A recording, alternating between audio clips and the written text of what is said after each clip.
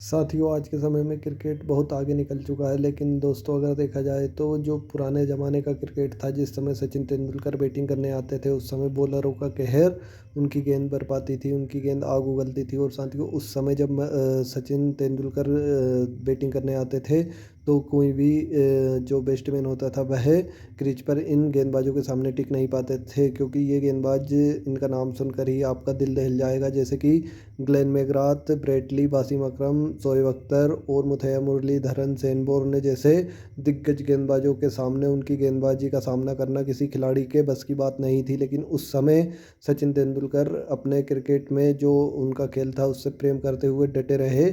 और उन्होंने यहाँ पर 50 शतक वनडे में लगाई और 50 के लगभग शतक ही टेस्ट में लगाई है। तो साथियों, इस खिलाड़ी का कोई तोड़ नहीं है। और आज के समय में जैसे विराट कोहली या कोई भी हम ऐसा क्रिकेटर मानते हैं जो सचिन तेंदुलकर का रिकॉर्ड तोड़ सकता है 100 शतकों का, तो उस समय के अगर गेंदबाज अगर विराट कोहली के सामने आज होते, तो विराट कोहली के पसीने छूट जाते।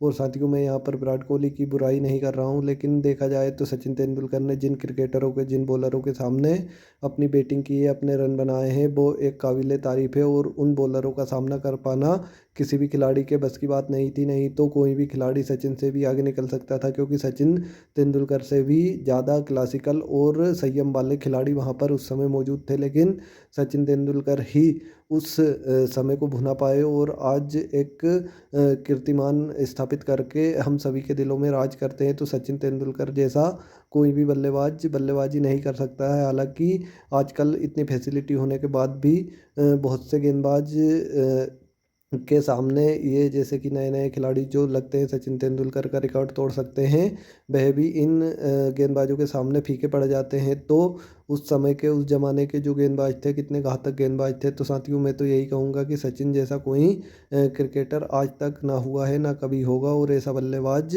कभी भारत में या विश्व में नहीं आ सकता। तो कृपया आपकी क्या राय है, कमेंट्स करके ज़रूर बताना। और अगर आप भारतीय है तो जय हिंद ज़रूर लिखना।